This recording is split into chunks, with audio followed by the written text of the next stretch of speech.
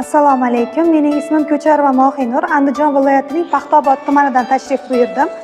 Hozirgi paytda Andijon davlat pedagogika institutining 2-kurs talabasi hisoblanaman va bugun ona tili adabiyot fanidan olib borilayotgan milliy sertifikat testida o'z bilim salohiyatimni sinab ko'rish uchun ishtirok etyapman.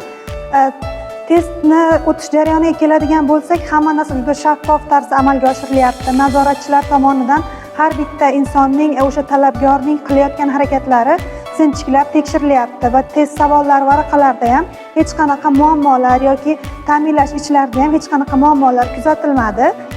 Bugungi imtihondan olgan taassurotlarim juda ajoyib bo'ldi. Testlar bilgan inson uchun, o'qigan inson uchun, o'z ustida ishlagan insonlar uchun hech qanday murakkablik tug'dirmaydi deb o'ylayman.